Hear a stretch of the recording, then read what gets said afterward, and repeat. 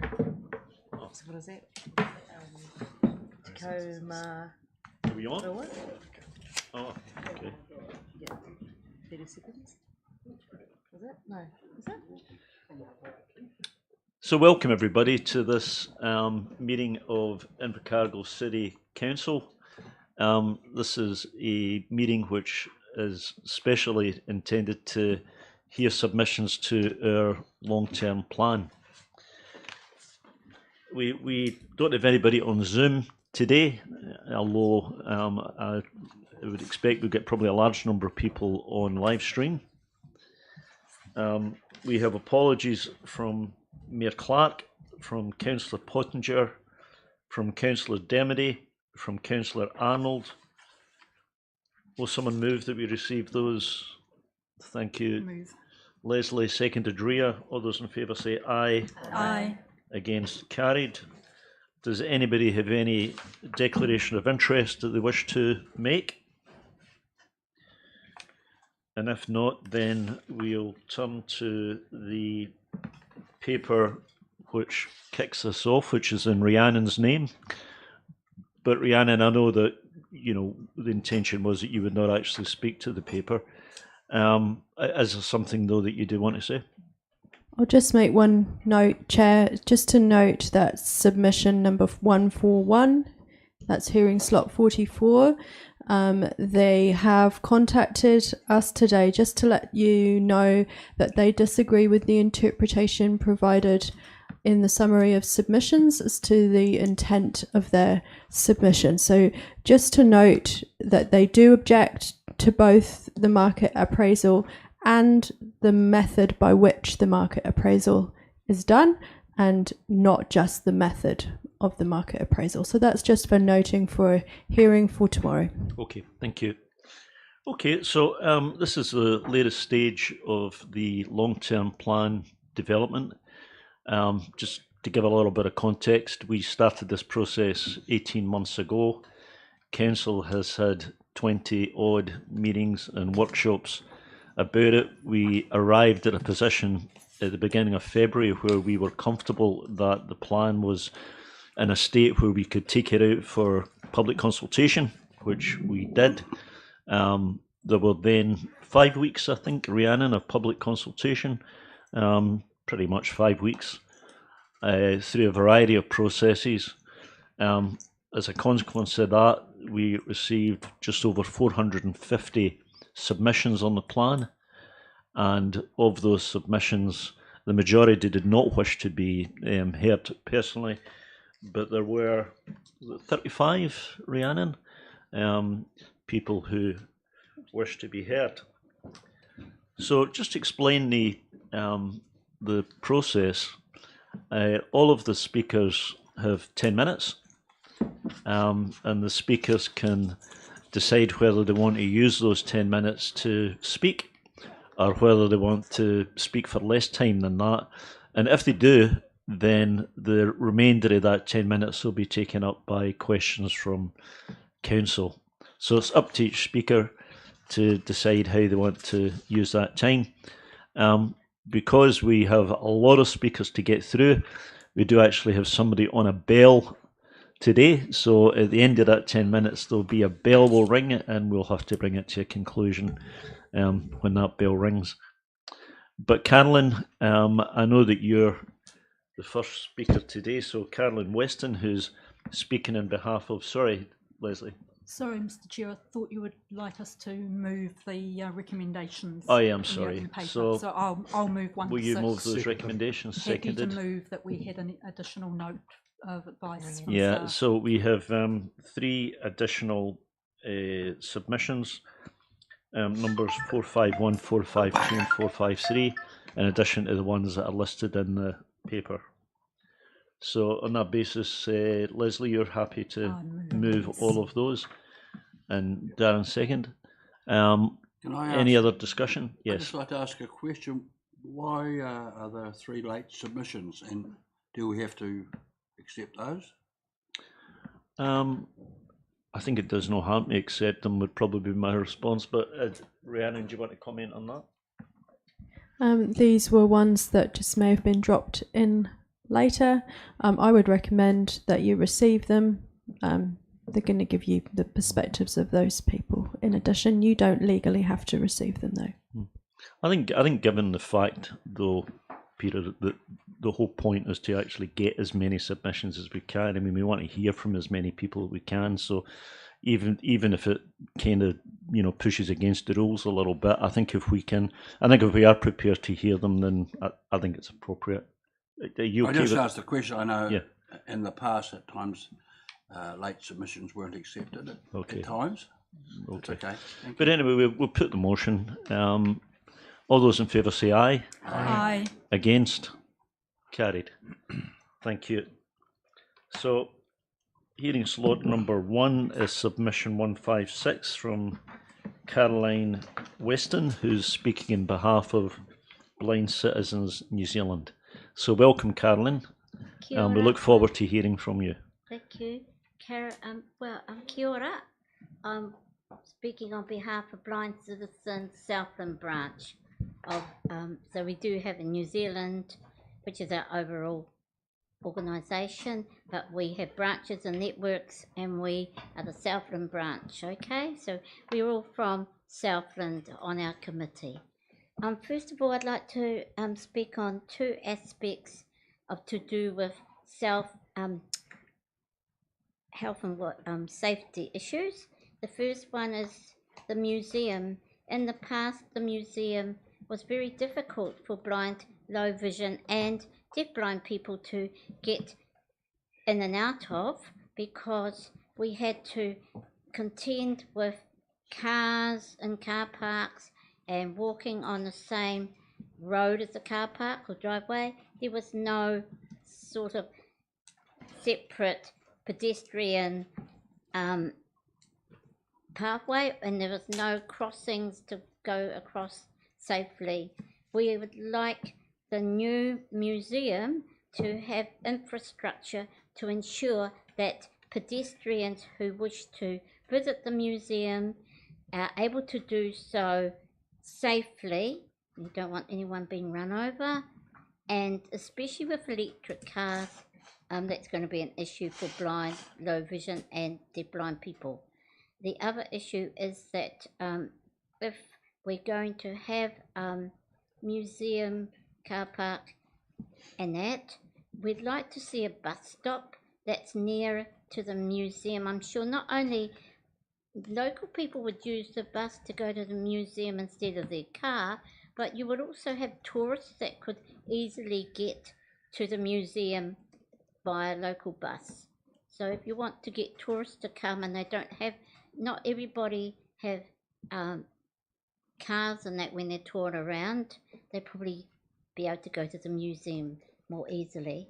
The other issue is safety, is to do with the Watna Place project, and we've always been against the idea of option 1, having tour buses go and stop and drop off and let people on the bus at the new hotel, and then come along and come through Watna Place and through into D Street. That means there's going to be another obstacle for blind people in walking from D Street, from the Crescent up to, say, the public library. And we feel that it's okay, you can hear buses at present, but we're looking at 10 years at time, and there's still quite a few young people around who are blind, low vision and deafblind, but certainly blind people and low vision people won't be able to hear electric buses. Now you say, oh, there won't be any electric buses in 10 years time. There's already electric buses in Wellington and Auckland, and we know that they're quite dangerous, as well as electric cars. And that's the whole thing about being safe, is this plan is not looking at today, it's looking at 10 years time. And I love strategic planning because I love looking at the future, and so we've got to think about what it's going to be like in the future, not what it's going to be like today. And there's going to be a lot more blind people who are more mobile in 10 years' time than what there is today, because children are born who's blind still, and there's going to be a lot more elderly people in Invercargill who's also going to lose their sight in latter years, as that's happening now. I know there's going to be things that help with medicine that will help people get better sight, but not everything's going to change in 10 years in medicine. It takes 10 years just to do research in medicine. The other areas I want to talk here, and I'm not talking about the whole submission, is our suggestion projects. We're concerned that the Otago Southland Environment, Southland and Otago Regional Council have put out a plan for public transport.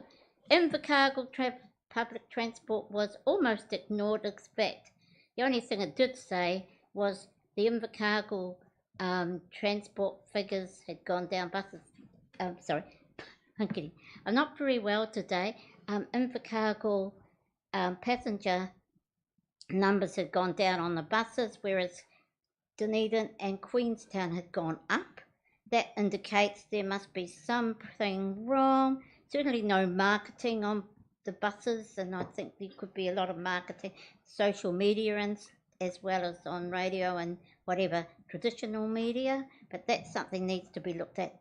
But you haven't got any ideas of what in your long-term plan of what the bus and transport system will be looked like in 10 years' time. We are concerned of that, and I think you need to let us know, with consultation we want to be involved with, what you want to intend to do with the public transport. And I'd like to know if you, as a council, were actually approached and asked to consult with that long-term plan that they had. And the last thing I want to mention is painted concrete billards that in front of, on a footpath now in S Street and Tay Street. I can't see them. They look all the same colour as the footpath, so you could bang right into them if I hadn't walked with a white cane. My white cane would hit it, not me. And if I had my guide dog, it would just take me around. But very few people got guide dogs, and it seems to be less. But we thought it would really beautify the city to actually paint those billards. And one of the ways you could do that, because I know that it's expense to paint and stuff like that, but you could make it a fun activity for children and have them a school competition, make the children feel that they're valued in the city and that they're contributed to the city. So when they get older, they can tell their children, hey, I would help paint that billard. It's just fun for things. And there's just, it's a cheaper way of doing it, but it's a great way of getting the community involved, because not only the children are happy to see what they've done, so are the parents. I hope that you read I know it's a bit long, sorry about that, but you had lots of issues to discuss in your plan, and we do want to make sure that present and future blind, vision impaired and deafblind citizens of Invercargill and Southland and farther afield are safe, and that we can contribute and participate in our community. Thank you. Thank you, Caroline.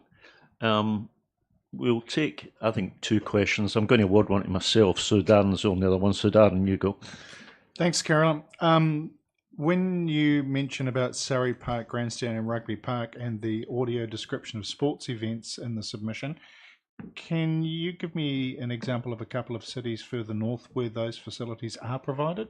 I don't know if there are any. I've never heard of any. I certainly do know lots of other things like ballet, and I've been to ballet down here, and lots of other things. I think what's happened is because we got a good sports commentaries on radios, and TV does provide some commentary on sports events. I think that's probably down lower in the priority list for the provider of audio description, because they're a very small company in New Zealand, and they do have to prioritize what they have to do, and I think that's the reason why. But I know if you do go to a sports match, I've had to say I've never been to rugby. I've never been to a rugby game in my life. I've seen it on TV, I've heard it on the radio, but I've never actually attended one. But I believe that if you go to a game of rugby or cricket, you can be sitting there, but what it's the announcement on the radio can be a little bit behind the actual play, so that's probably an issue. So most blind people tend to stay home and listen to it on radio or TV. But I know some blind people probably do go, and they might have a friend that's sighted that can tell them what's happening. Okay, thanks, Caroline. I was That's just all, seeing if there sorry. was somewhere else we could leverage off. Yeah. Thank you. Okay, Carolyn, actually 10 minutes is up. So rather than ask the question, let me just say to you that I think the point that you made about Walkener Place and the hazard that would present to blind people is a very important one. And therefore, I think it is going to be important that we do actually talk to the Blind Society about that question. I mean, I think it's very likely that that is what will happen in Walkener Place, but we need to, I think, consult with you on how that might be best be done. Okay, thank you. Thank you. We'd be pleased to talk to you further about that, Tom. Yeah, thank you. Thank you for coming. Yes. Thank you. I've got to wait for someone to take me away. He's right here. Have a nice Yeah. Some strange man behind you, Caroline. Have you watch out for a Right. Bye. See you, Tony.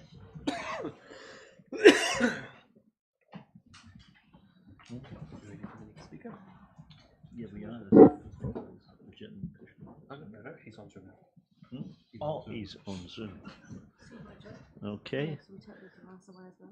So the next submission is from Tom Kay, who's speaking on behalf of the Royal Forest and Bird Protection Society of New Zealand.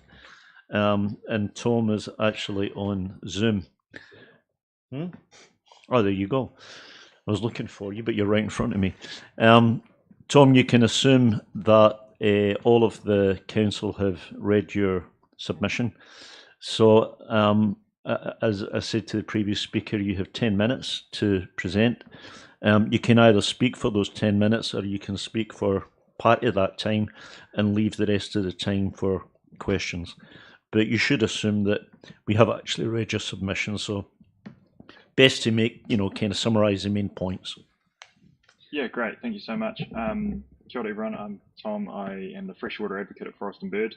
I'm going to take this time to speak specifically to one part of our submission about making room for rivers and nature-based solutions. This is something that we've talked to a lot of councils about around the country, almost every regional council and several of the district and city councils now, and we wanted to take the opportunity to highlight that to you. So I'll use 5 to 10 minutes on that, and then we can have some questions. Now, I'm not from Southland. I grew up in Napier and I'm based in Wellington, but have been looking at rivers all around the country, and I'm here in place of Chelsea and Jen as Chelsea's off on parental leave actually. But anyway, so having grown up in Hawke's Bay, I watched what happened in Hawke's Bay from afar on the 14th of February last year during the cyclone.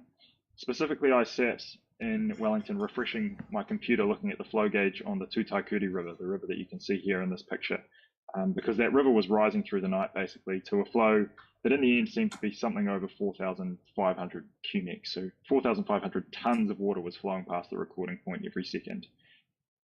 The flow gauge actually failed on that river and I couldn't see what was happening. But I was following that river because my family lives just downstream from that flow gauge in a suburb called Taradale, about 600 metres from the river. My mum and dad in the house I grew up in, my sister, my niece and nephew, my brother-in-law.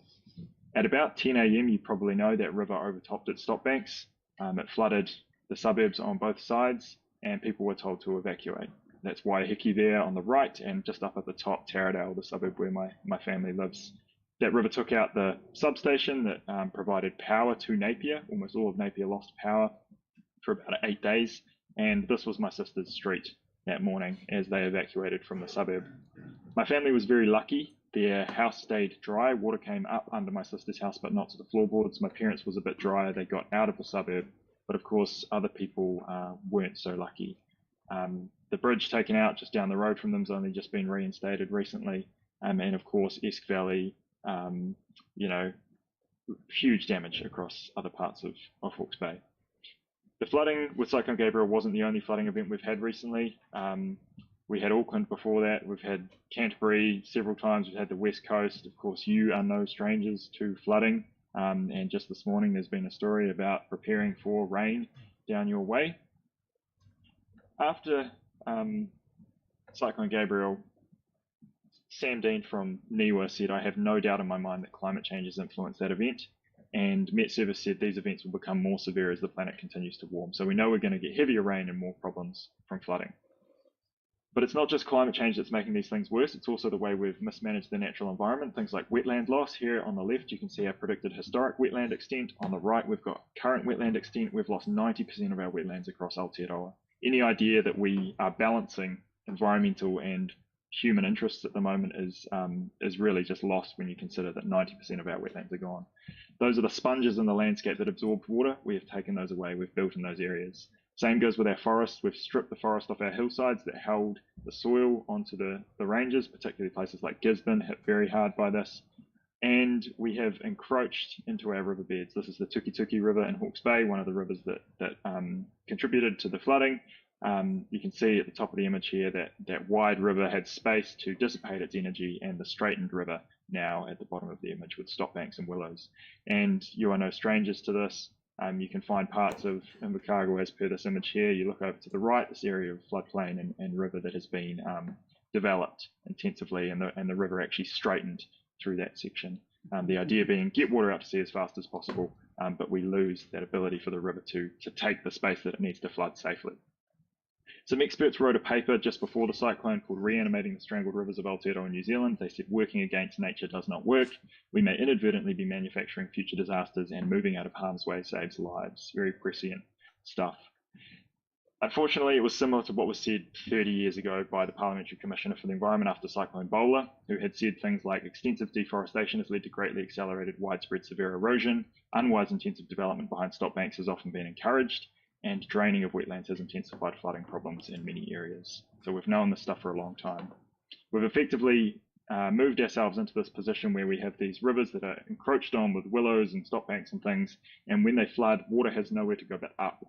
And while that works for small floods, if we ever have big floods like Cyclone Gabriel, if that water gets out of those stop banks, it has an enormous amount of energy. You know, you take tens or hundreds or thousands of cubics of water, each cubic weighing a ton. That's tens or hundreds or thousands of tons of water. You lift it up, it gains gravitational potential energy. If it gets out of those stop banks for some reason in a hurry, then it descends onto the floodplain and into communities with a huge amount of energy. And that's what we saw during the cyclone. And we're trying to get people instead to understand this idea that rivers having space is actually good for them. You can have smaller stop banks with wider space for the same amount of water. The river can meander and get rid of its energy like a skier gets rid of their energy coming down a hill. And you have more space for wetlands, for people, for habitat, for groundwater recharge, all those kind of good things. We're seeing this idea adopted in places like Auckland with their plan to make space for water after their floods. With Wellington buying up all this property alongside the Hutt River, Te Awa Kairangi, to turn it back into green space. Give the river 90 meters through this area that if it flooded over the stop banks would do something like $1 billion worth of damage. But also in rural areas with things like Canterbury, this river choked up with willows being given space again to move in its little braid plane.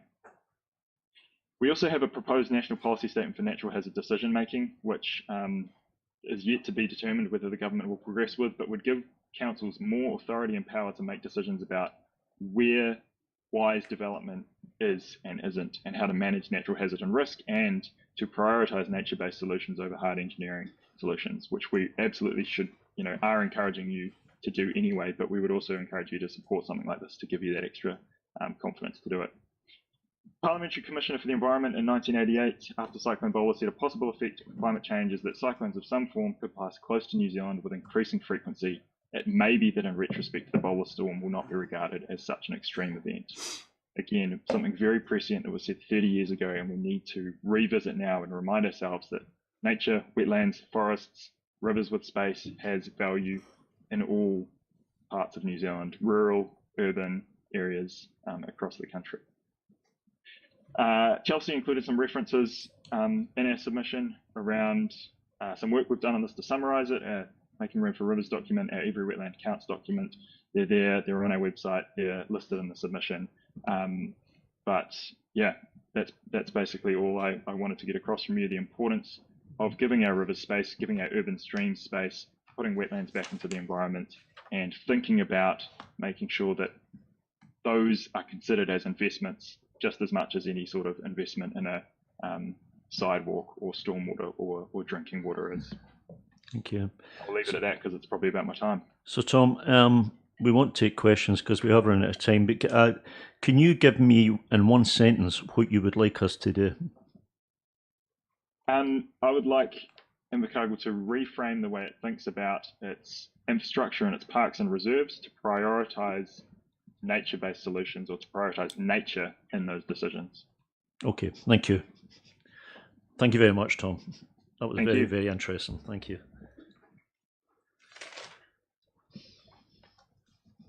Thank you. So our next presenter is also on Zoom, and that is Jennifer Ann Campbell. Kia ora koutou. So are you there, Jennifer? Because I don't see you on the screen. No, that's because I've Oh, got here you myself go. on mute. Here you go. Anyway, welcome. So Jennifer, you should assume that, or Jenny, I see your name is on there. You should assume that the council has read your submission, so you don't have to go through it in detail. You have 10 minutes, and the idea is you can either fill all of that 10 minutes with speaking, or you can speak for part of that, and the rest of the time will be used for questions from councillors. But as I say, you should assume that we have actually already read your submission. Kia ora koutou. Kia ora koutou katoa. Thank you for the chance to contribute to ICC's long-term plan today. Ko takatimi takamonga, ko takatimi takawaka, ko reti takuawa, ko ngā tahu toku iwi, ko te rau araha marae,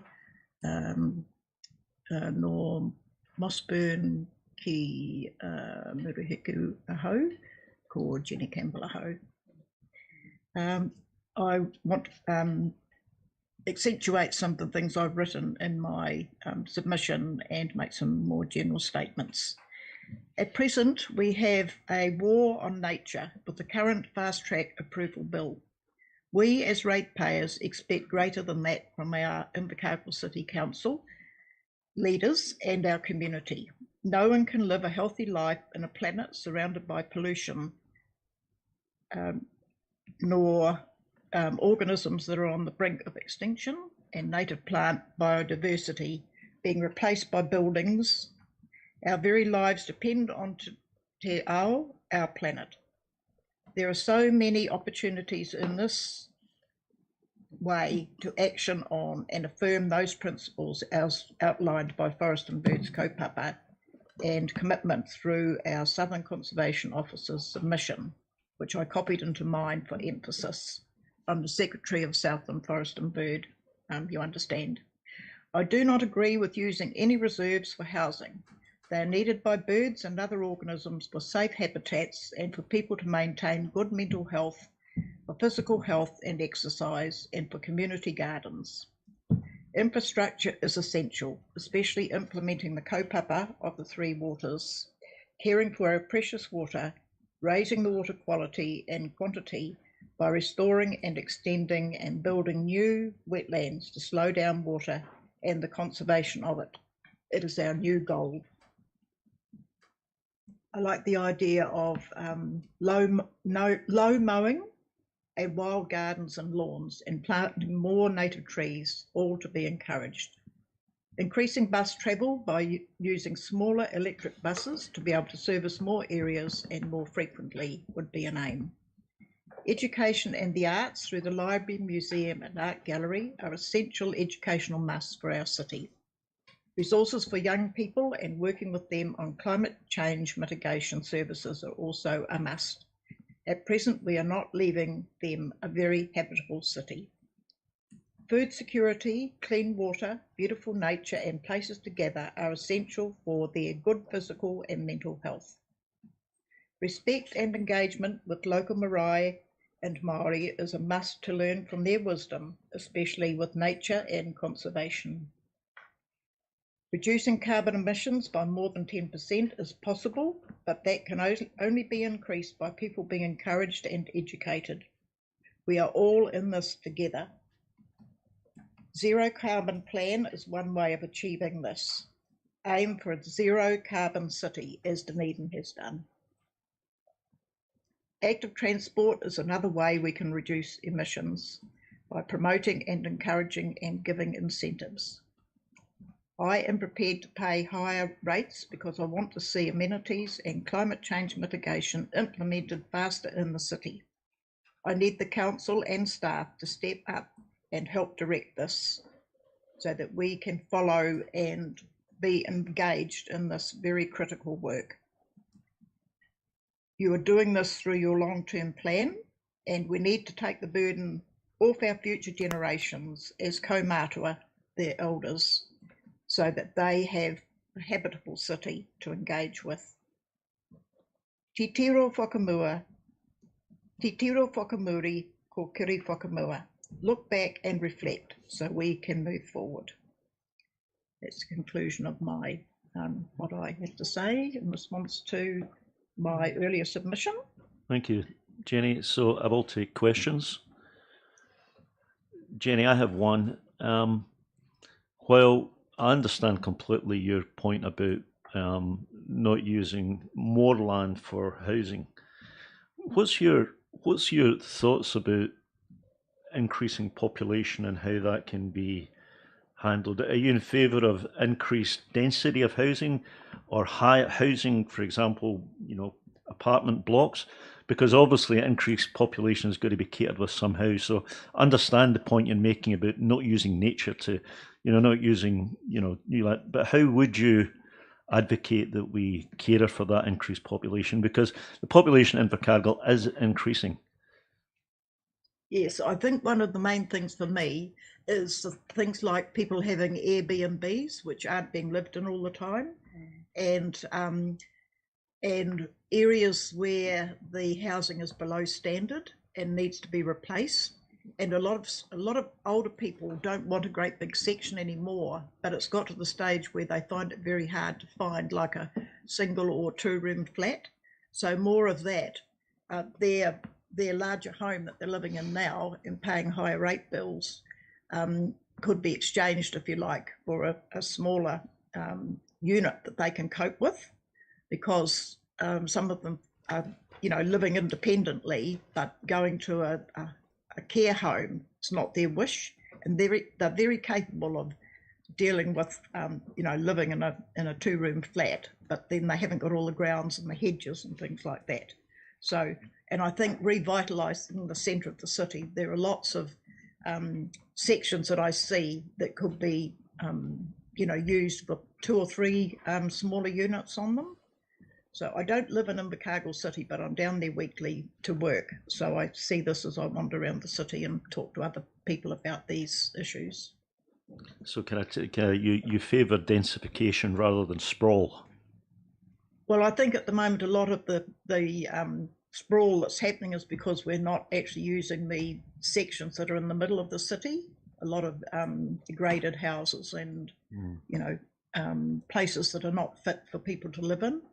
Okay. Look, thank you very much, Jenny. We have run out of time, but very much appreciate your presentation. Thank you for joining us. Thank you for your question. Kia koutou. Thank you, Jenny.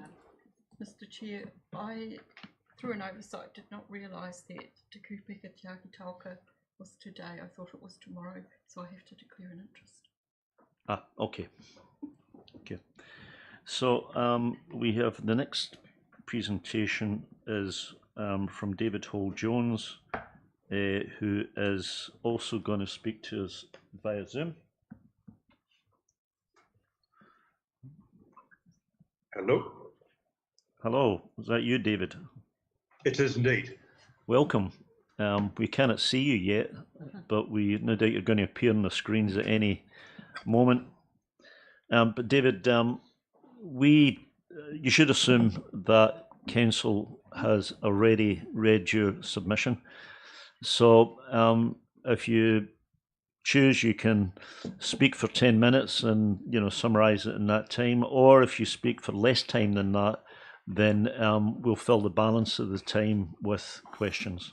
So it's That's up to you fine. how you use it, but certainly assume that Council has already read the submission. Thank you very much. Yeah, well, I will speak briefly to it, and I'll try to keep it to 5 minutes so that there's time for any questions. But may I just begin by thanking Mayor Clark and the councillors for the opportunity to present and to discuss and give our perspectives on the long-term plan consultation. So we're very grateful for that opportunity. And I'd just like to sort of state, perhaps, hopefully state the obvious, but we have an excellent board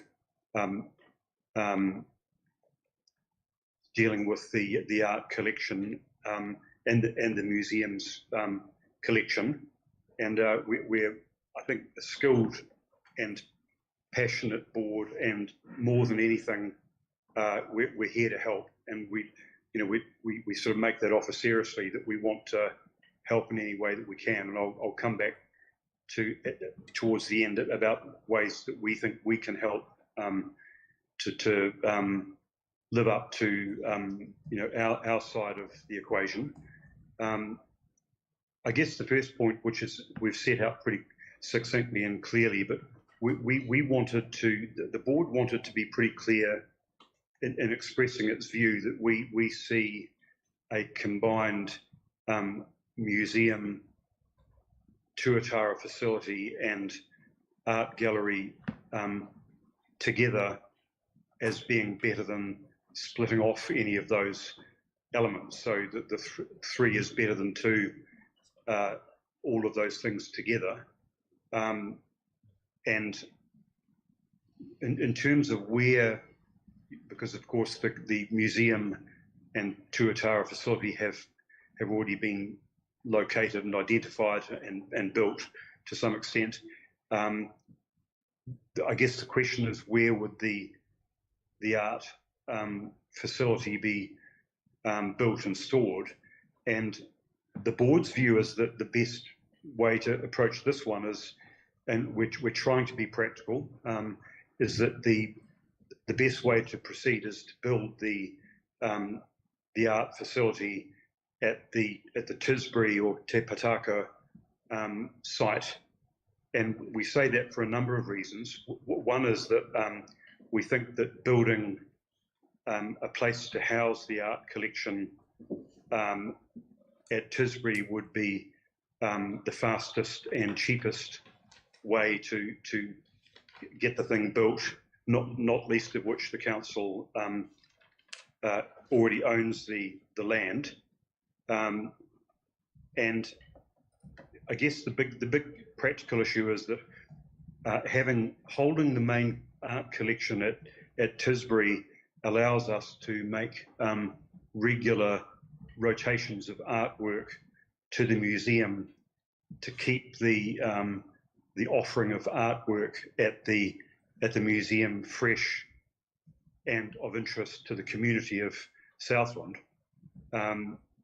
So the more we can titillate the attendees at the museum with interesting art, the more we're going to attract people to come repeatedly to the museum and adjacent facilities. And actually, that's the experience of a number of board members when we ourselves were younger. It's something that actually resonates quite strongly with with several board members from our own early childhoods growing up in the region. But when the artwork is not on display at the museum, because of course it can't all be on display at the museum at the same time, having a facility at Tisbury that's been constructed thoughtfully would allow it to be easily viewed and researched on site when it's not fully on display. So I hope that's clear, and if I haven't made that very clear, then obviously the councillor should feel free to pull me up.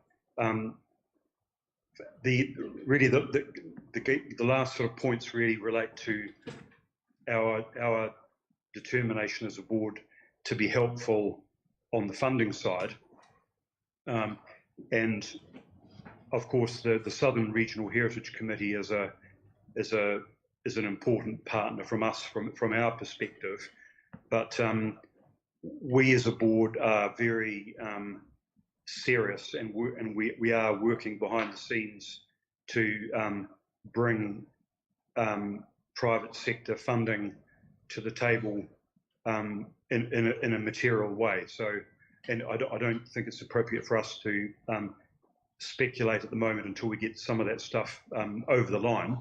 But we're very serious about bringing money to the table to help, rather than us being perceived as a board that always only asks for things. We hope that with time you'll come to trust us that we help to bring money to the table. And on the private sector side, I think we're making progress on that side already. And perhaps the final point is that I would like to make before I pass back to the councillors would be Wayne Merritt, who's with me at the moment, has explained to me that if we have seed capital of $300,000 for the digitalising of the Elmwood collection, that will put us in a position to go to the Lotteries Commission to seek government funding to launch into the Elmwood collection, which is a pretty remarkable collection, and I was really thrilled to see that being so well written up in the Southern Times last week. So the 300,000 of seed money, if that were available, would put us in a position to go to the Lotteries Commission. They've indicated that they're amenable to an application from us, and just to be clear, that is independent of our very serious efforts to raise significant private funding, so that we are helping and we are perceived by the council to be a an active partner who's there to help. So I'll stop there, and there's no need to ask questions unless you want to, but Wayne and I are very happy to help in any way that we can. Well, I've got a question. We'll probably get time for two questions. I've got one. That question of digital versus physical displays in the museum.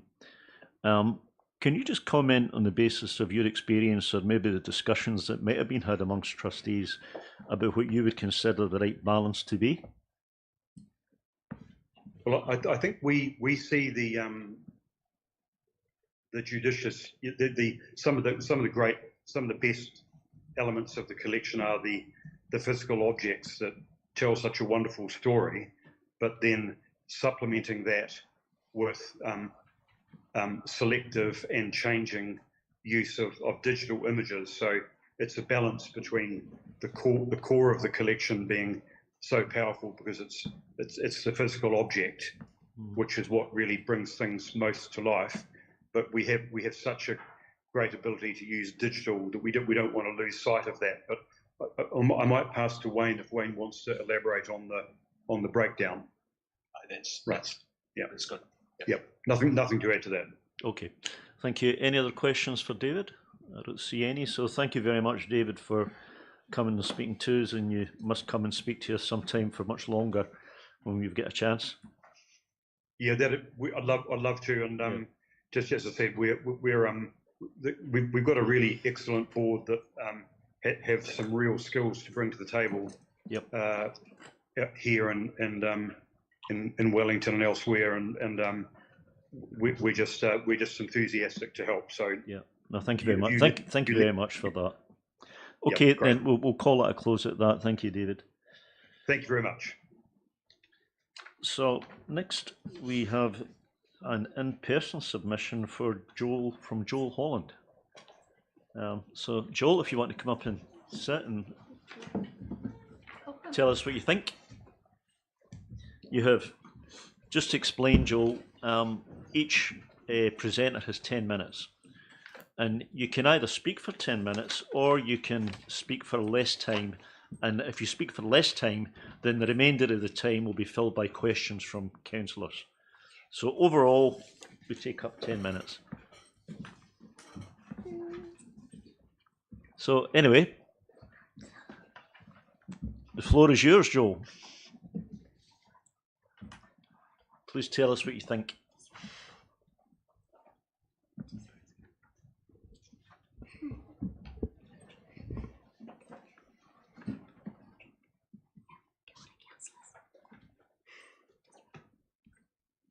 Kia ora, councillors.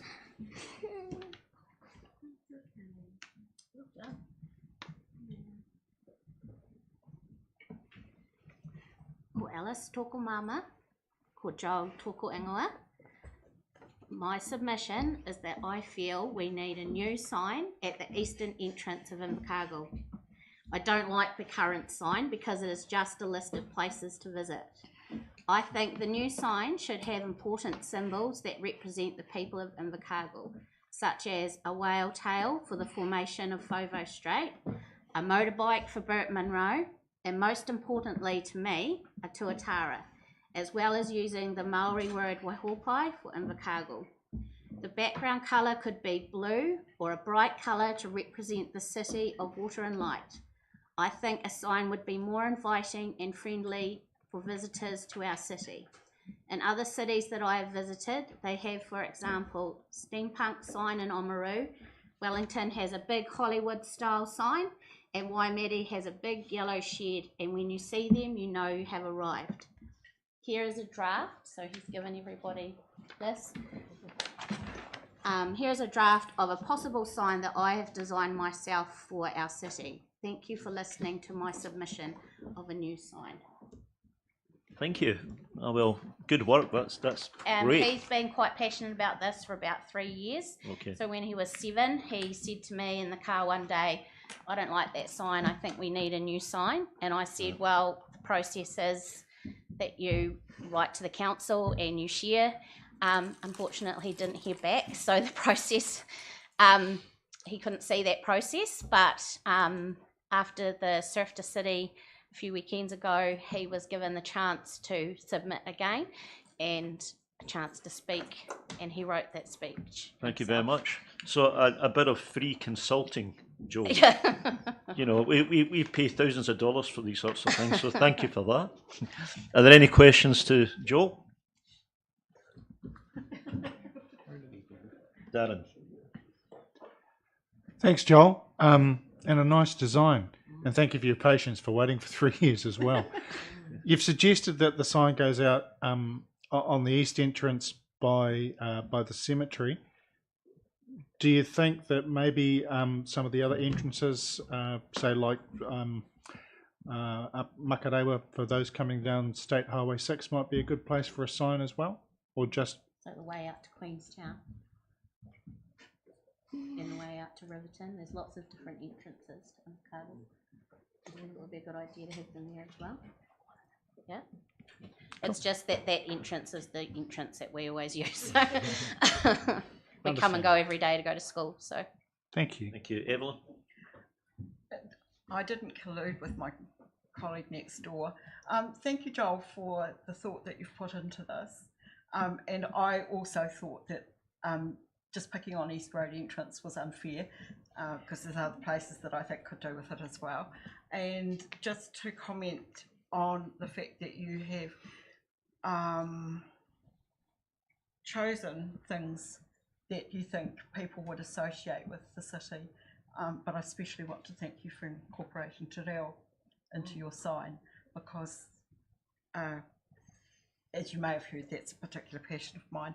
I just wanted to know, though, whether you thought that the bicycle was going to be something that would continue always to be associated, or whether it's just at this moment because we've got an event that surrounds, you know, is that something that might date and that we might have to come and look at the sign again in the future if we chose to add the motorbike? What do you think? He likes the story of Burt Munro and his passion for motorbikes and racing, and he's watched the movie many times. So, yeah, that's just what he knows of Burt Munro.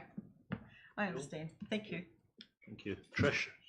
Joel, thank you very much. It takes a bit of courage to do something like this and to get your mum to help you, so well done.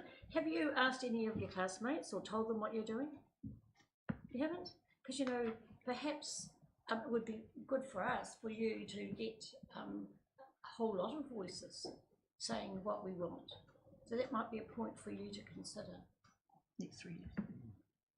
Thank you. One last question. There's going to be Panya. Yeah, I really do love the whale's tail and the waves and the te reo, but I was reading your submission and it had koru within that. Oh yeah, honours, yes. Absolutely, and I Yeah. thought, oh, that was actually a beautiful symbol for eternity, and every day's a new day in our world. Yeah. So do you think a koru could be incorporated somewhere, given that's sort of your original? Do you remember on your first picture, you put when you drew on your submission, you had the koru? Do you think that could be on your new design? Thank you. Well done. Thank you. Oh, well done, Joel, and I hope you enjoyed being television, because you have been in television. I don't know if you realised that. Unfortunately, just looking at it, you're too short for your head to appear on the screen, but yeah, but we can see your mum's head. So, anyway, thank you very much for coming. Thank you. Cheers. Thank you, Joel. Thanks, Joel. All the best. We move primary school. Oh, cute. Are we on time? Yeah. Okay, so we will take a 5-minute recess while we wait for the next speaker.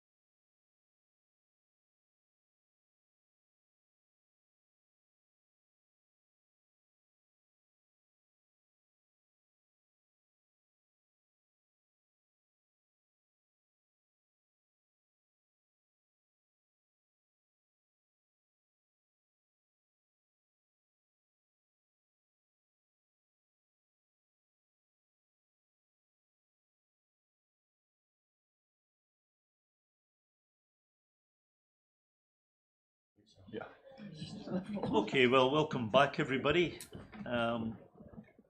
We are about to hear from Sue Hill of HWR Property. So, Sue, you can assume that everybody has read your submission, so you should, highlight what you want to, and then you have 10 minutes. If you speak for less than 10 minutes, then we'll have questions at the end of it. If you use all of that 10 minutes to present, then, we won't have time to do that. But anyway, it's up to you how you use your time. Thank you. Appreciate it. Can everyone hear me? No, pull down the microphone. That's it. And sit a little closer. Thank you. Introductions.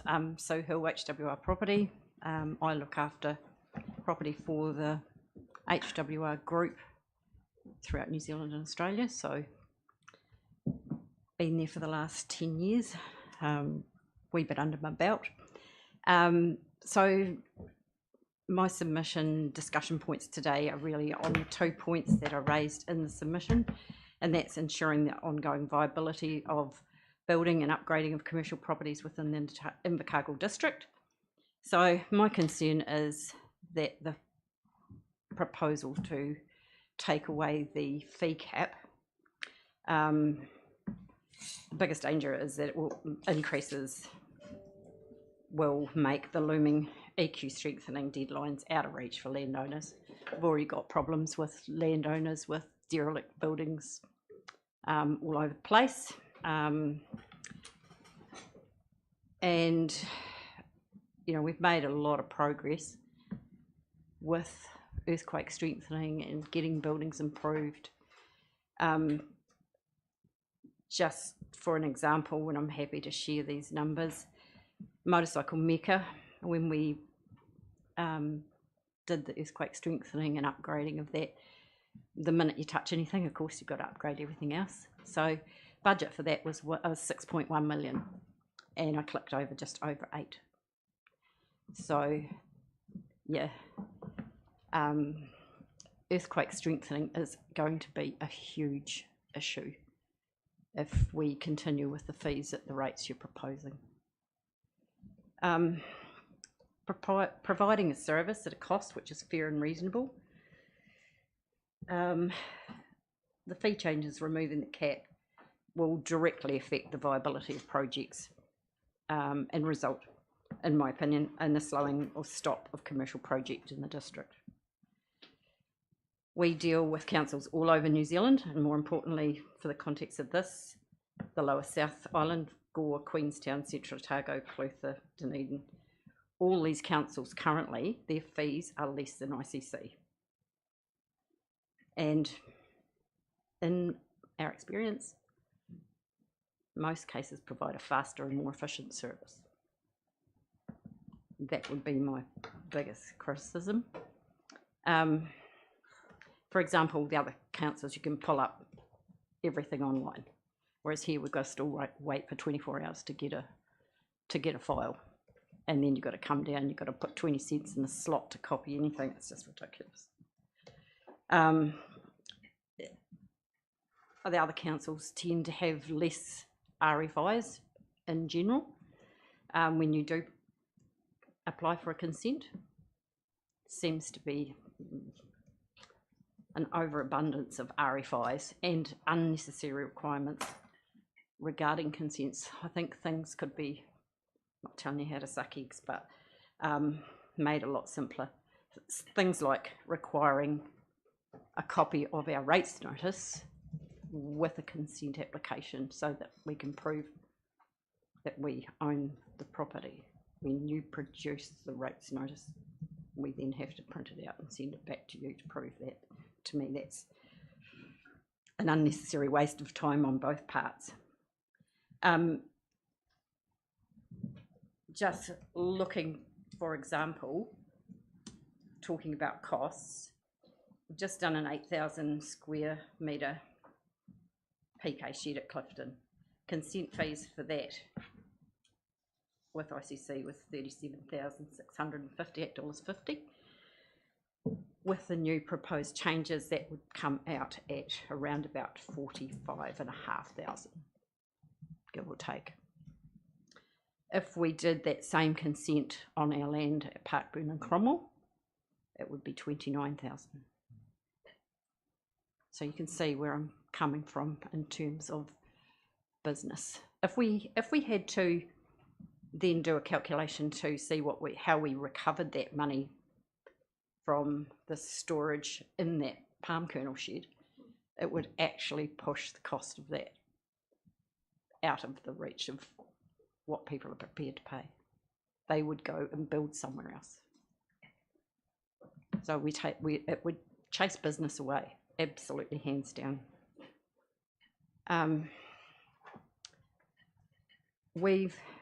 HWR has invested millions of dollars of upgrading buildings, motorcycle mecca, toot suites, buildings that would otherwise been demolished, and would also lost so much heritage. The big plan always, when we built the city centre in conjunction with council, was to have that new on the right hand side, old on the left, so we had a reflection of our heritage against our progression and our new. I strongly believe that we're going to lose some of that objective because people just won't be able to afford to upgrade those other buildings. Yeah, so what we have done with the way we're doing things, we've created jobs, tourist attractions, all those things that bring real cash into Invercargill Inc. And I think this is a backward step, doing the planning to increase the fees. It'll have a ripple effect through multiple industries, and it appears to be the reverse of what the government's trying to encourage in building and growth, both residential and commercial. So it seems like swimming upstream a bit. And we work with many different large building and construction companies, such as Excel Structure, and I know that they've put a submission in, and I support their submission. Henderson Construction, who I don't know if they did or not, but these fees will cause people to rethink projects. It'll create downturn, which there's already enough of that going on, and people will suffer, businesses will suffer, people will lose jobs, and I don't think that's the way that we're wanting to go. We're trying to encourage people to come to Invercargill. We've got a great city now. We've got a great city centre.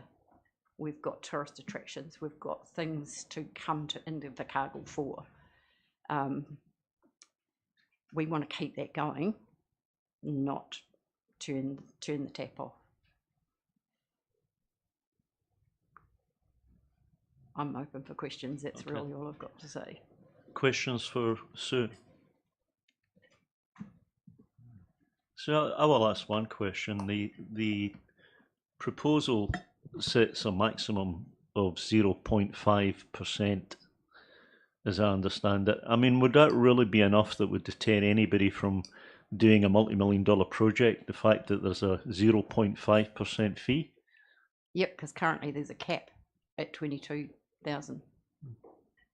No, I understand that. I just wondered if you know, I mean, clearly you do believe that a 0.5%, it's not even 0.5% increase, it's the maximum 0.5% fee, would be enough to prevent a multi-million-dollar project. Yep, we're already rethinking things because of the cost of consents and compliance. Okay, is there another questions for Sue?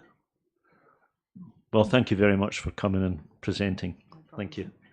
No problem. Thank you.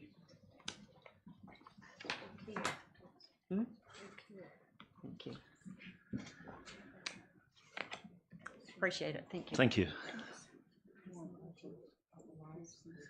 So next we have Marcus Roy, who is going to present on behalf of the Southland Mountain Bike Club. So, Marcus, as I've said to others, you have 10 minutes. You should assume that we have read your submission. So you can speak for 10 minutes or you can speak for part of that time and then we'll have questions. It's up to you. Perfect. Thanks very much. Yeah, I won't keep you. It's been a long. I assume it's been a pretty long day. So yeah, got Marcus Roy, president of the Southland Mountain Bike Club, and I'll let Catherine introduce herself too.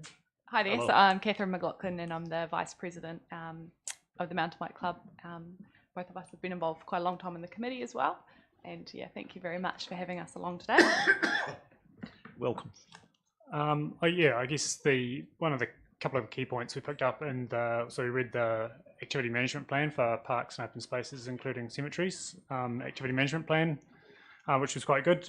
I guess one of the key things we picked up on was that open spaces play a key part in being a vibrant city. They enable that space to spread out and activate, and particularly when you're looking at housing density and intensifying development within the city to create more housing and those sorts of spaces. So yeah, we see open spaces as one of those key activators in that space. One thing I didn't pick up on in the activity management plan was the sense that open spaces can be a draw card for economic stimulus. So effectively tourism, event hosting and general associated spending with people coming to and from open spaces is something that I think should be reflected as part of that open spaces activity management plan.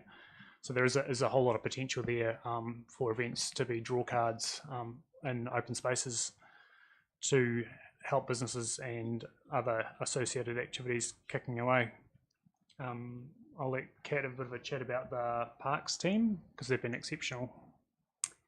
Yeah, so as councillors, I'm not sure that you guys probably hear about all of the amazing things that some of your team are doing. So we just wanted to say a massive thank you to Carolyn, Kate, Chris, Cassie, Derek, and the rest of the team for all the amazing work that they do to support us as a club. So we're a club of volunteers, obviously, and they are hugely supportive. They help us with support for funding applications. They help us with investigating ways to contribute to maintenance at both Sandy Point and down at Bluff. They're huge advocates for us internally here at the council as well, so helping us to get funding through you guys. And they also help us to establish better relationships with the forestry companies that we're working within the parks to keep our amazing network of trails. So yeah, we just wanted to make sure that you guys are aware of the really great relationship that we have with the parks team and how much we value that, and hope to keep working with them in the future to develop that and continue to develop the amazing recreational assets that we have at Sandy Point and down at Bluff. Next, I wanted to talk about a couple of the case studies that I wanted to bring to your attention as councillors. There's one I mentioned in the submission from Derby in Tasmania. A couple of key highlights from that. The return on investment is pretty staggering in terms of the initial investment of $3.1 million in a trail network. It brings in approximately 30,000 visitors to Derby annually, and the investment that comes in through those visitors is in the vicinity of about $30 million annually. From such a small initial investment from mountain biking can absolutely turn a town around. Derby was a town with one pub and about 15 houses, no real economic prospects until they started building mountain bike tracks, and now they're hosting international events. There's about 5-6 pubs now and just constant visitors going through there and people flying from all over the world to go and ride the mountain bike trails in Derby. One I didn't mention in the submission is Rotorua, a New Zealand example. So there's a 2022 case study on the economic impact of mountain biking. So it indicated that there was $103 million was spent directly from people specifically going to Rotorua to go mountain biking in 2021. And there was an additional 34 million from people going to Rotorua, but their specific purpose wasn't for mountain biking. That was a tack on that they did mountain biking while they were there. So the total impact from mountain biking in Rotorua in 2021 was 139 million, they calculated. And that's during COVID times too, when it was purely generally internal visitors as opposed to the international with the borders being shut. So I guess this is an example of some of the potential that we see for mountain biking opportunities in Southland, particularly in Bluff with the investment that's going in Bluff at the moment. I don't think the community down there and wider council probably understand the potential that mountain biking has got in Bluff and wider Southland. So I guess we're advocating for maintaining the investment and also thanking you very much for the investment through the 2021 LTP. That was like significant foresight to put $500,000 into car parking improvements. That's very close to being finished. Tar seals all down and it's looking fabulous and getting close to spending the wider investment as well. So I'll get probably Kat to talk about the next stages of that investment, and then we'll round out and be happy for questions. Yeah, so as Marcus said, we're really pleased with what we've done so far, but we're also excited to keep going. We've got big plans for the next stage of the development, so there's still trails and that going in over the next couple of months. But beyond that, we're looking to community funders at the moment. We've got applications in with lotteries, the aluminium smelter, the salmon fund, and places like that to get some more money from that direction, as well as obviously advocating to you all to keep investing in this space. What we want to do next is create a sealed pump track, shelter and kind of social hub at the bottom of the hill there where the mountain bike tracks sort of start at the moment. We're advocating for more multi-use, so developing that walking track network to carry on round into the back and up the front where the mountain bike tracks are. We want to obviously encourage more riding so we can attract local riders. We're really close to places like Queenstown and Wanaka, and there's likely to be a lot of traffic coming from that direction once we carry on with this. What we want to do is make it more accessible and inclusive. So at the moment, Bluff is very much focused towards quite advanced riders because it's been quite technical until now. So what we want to do is encourage trails that welcome a wider range of skills and ages, and encourage more people to get down onto the hill. There's a lot of scope to incorporate educational elements as well in some of the history of Bluff. The more we do in this space as well, and the greater the facilities are down there, the more the club can offer. So running events, open days to get new people involved, get out-of-towners in. We've had great success running a lot of national events as well that have brought international riders into Southland in the past, so we want to do more of that. And also have training and development options for some of our better riders in Southland to get them competing on the national and international scene. Yeah, so we're really excited that we're one of the first clubs and groups along with you guys implementing the master plan for Bluff. We want to keep doing that, and we want to have a real enduring impact on both the Bluff community and the mountain biking community in Southland. And ourselves and the parks team are really committed to continuing to improve Bluff and develop this really valuable asset. So I guess the final point I wanted to make is I thought there's opportunity for City Council to have a look at other funding avenues for open spaces. So there's opportunities through financial contributions such as reserve contributions associated with subdivisions and developments where you can leverage contributions from developers through that process of creating new titles that could help fund enhancements and acquisition of open spaces. As opposed to going from everybody pays using rates solely as the opportunity or the bucket of money that funds open spaces. If you can leverage a little bit off every single subdivision and lot that comes through, then the additional demand can pay for additional upkeep and maintenance. So just thought it was an opportunity to explore. Southland District Council has that currently, where it's either 1 or 2% of the value of the new lots being created. They leverage into a pot of money that they can then allocate on an as needed basis. So I think it's an opportunity that could be looked at from City Council to look at wider funding avenues to invest in those open spaces. But yeah, happy to answer any questions, and hopefully within time too. So, Panya. Oh, I do have one. I'm sure a lot of Bluff people are aware of the mountain bike club, but I'm just interested in how many people are represented in your club as membership. From the Bluff community? Yes. I'm not sure we've got a breakdown for Bluff specifically, but there's currently about 450 members in the mountain bike club, but we recognise that the membership only is probably about 15% of the people who actually ride the trails. So they're being public access, Sandy Point and Bluff, anybody can jump on a bike and go for a pedal, whether you're 3 or 83. There's no restrictions, so effectively the club keeps those assets going. But there's a lot of people that ride that aren't actually part of the membership. Yeah, totally agree with that. I'm just looking at how much input is from the Bluff community, given if they're not a member of the club in any way or form. Yeah, probably not as much, and it's something that as a club we're looking to progress forward. And I know the Tuna portable pump track that was down on Bluff was a massive success. So we've used that as part of our thinking with the pump track. The concept is well proven. And it's a good way to activate the young kids down there and give them something to do. Okay, Thank you. Time for one more question. I'll take Evelyn. Yes, thank you, Marcus. I noticed that you're talking about the ecological enhancement and particularly referencing BMET as well as the wilding pine. How do you fund that? You fund that from your internal resources, or is it part of every track you put in, so you're actually using part of the funding raised by whatever means to do that work? Yeah, so primarily the mountain bike trails create corridors, so the trapping networks all follow the mountain bike tracks, and then as we've been building new tracks, we've been enabling access and working with the Environmental Trust to help plant alongside those tracks. So we've got a joint working bee down on the 20th of April, because there's a planting day planned for the 22nd of April on the Monday, that we're going to help use quad bikes and bits and pieces to get trees in the right places to help the planting. So it's more of a, instead of funding relationship, it's more of a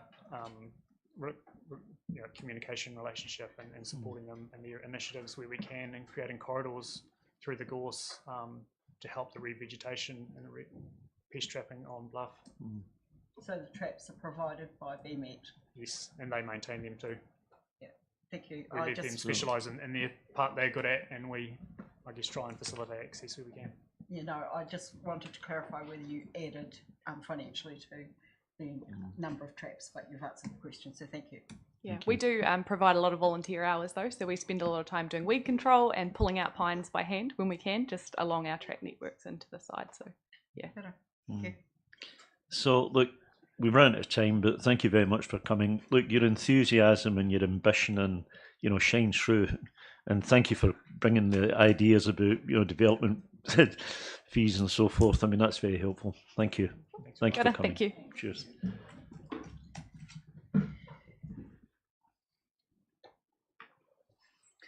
So, I think the last speaker for today actually is David Rose, who's going to speak on behalf of Federated Farmers.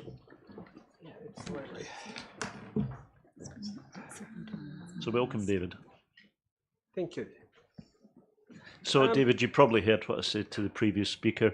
You have 10 minutes, and you can either, please assume that we have read your submission, but you can either use the 10 minutes to, summarise that, or you can speak for part of that 10 minutes, and we'll use the rest of the time for questions. It's up to you. No problem. Thank you. First of all, an apology for our provincial president, so this is a submission on behalf of Federated Farmers Southland, who couldn't be here today. My name is David Rose. I am on the Federated Farmers Executive. I'm a past president and a past National Board Local Government spokesman. So thank you for the opportunity. As you said, we take the submission as read, and I just want to focus on a few points. So I guess the first point is under 1.7, and we talk about transparency of rate setting. And, we've had our policy team, in fact, I was on a call today talking to them about this, around transparency, and we find it, we've had hard to work out exactly what the UAGC covers and what the general rate does, because you've got a number of percentages and a high, medium and low thing going on, whereas in other councils they have a set percentage, and I guess you'll come to where that is, but it seems a little imprecise at the moment. So just with those comments, you know, we would suggest in the revenue and finance policy that you include more exact percentages so people can work that out, and actually what's in the UAGC, because I couldn't really find that. And then if we go to 2.7 or 2.7, I guess, and it's probably our main point that we hear about. So it's about the proposed general rating differential for farming going to 0.6 from what was 0.54. There is a bit of history around why there's a differential. At one stage around this council, and we have 72 farming members in your area, came here, we filled the gallery, because people were paying many times more for things like parks and reserve than other members of other ratepayers, and it was totally unfair. It's because of the large capital nature of farming, and that's why there's a differential. I think it was around 2010. So, you know, things like parks and reserves, everybody has a fairly even sort of use of them, but to be paying many times, that's why the differential is there. It's for those sorts of things. So I guess we support the differential, absolutely, and we've no idea why it has been tweaked a bit, because what that means is that we're wanting farmers to pay more than anybody else. We're happy to pay a fair chunk and probably more than the average ratepayer for those things, but we're cutting costs everywhere as well. Austerity is alive and well on farming at the moment. I'm a sheep and beef farmer, and things are not that easy. So we ask you to have a look at that. And in 2010, when it got way out of kilter, you did the right thing, and that was greatly appreciated. That takes me on to 2.12, fees and charges. So we notice also that in some of your fees and charges, particularly around certificate and compliance, it's rising nearly 50% from $521 to $775. Existing use certificates in particular are useful tools for farmers, and it's important they remain affordable. So we suggest council consider a lower increase. 50% seems huge compared with inflation or any other measure. So I guess with those few comments, throw it open to any questions, really. Yes, done. Thanks, David. With your advocacy for us to leverage the maximum out of the uniform annual general charge as a method of spreading distributed costs, do you accept that that's also a very blunt instrument for people with very low value properties, and that it ends up as a higher percentage increase for them? Yeah, it's the thing you've got to weigh up, absolutely. I guess it's around the equity of the service. I have actually, you know, when you've got much lower capital, you actually pay less, a lot less anyway. And the UAGC has fallen, I think, quite a lot from what it used to be. So it isn't actually very high on a New Zealand standard. So I guess that's why we advocate for that, because that's obviously the fairest way to do things like parks and reserves. Everybody's got the same sort of access. Everybody pays the same. It's not like any one of us are getting any more benefit than anybody else. But you know, those are judgment calls you've got to make. Right? Thanks, David. Thank you. Any other questions? No. Okay. Well, look, David, thank you very much for. I will ask you one question, because maybe I should know and I don't. The general rating differential. Do you have a feel for what it is around the rest of the country? I mean, is that something that is 0.6 unusually high? I guess not all rates are on that basis. district councils on land value and some of it on capital value. So, and other councils, they don't necessarily have a differential, they might have a totally different system. There is a very big debate going on right now about Environment South and going to capital value rating completely, and about how that can tweak things for people that have put on, for instance, wintering barns and spent millions of dollars trying to do the right thing, and now going to get a much higher rating pool. So there can be unusual things drop out, and in this case, if you think of Invercargill, many of our members that are rural, so down towards Bluff, they don't actually get street lighting. They some of them live on gravel roads. They don't have access to any of the three waters. And you know, it's a very good reason why you have a differential on some of these things. What was it prior to 2010? Sorry, prior to 2010, you said. Oh, it got up to, I think it was 0.75 or even Okay. 0.8. So Okay. you know, at that point, there's people standing in the gallery, so it was Right. quite a big issue. There were at people the with time. pitchforks and. Yeah. Well, no, we just have well-reasoned debate and bring examples, and you all understood what we were on about, and you know, you did the right thing, and we appreciate that. Okay. If there are no other questions, David, then thank you very much for coming. Thank you. Cheers. Thank you. Thanks.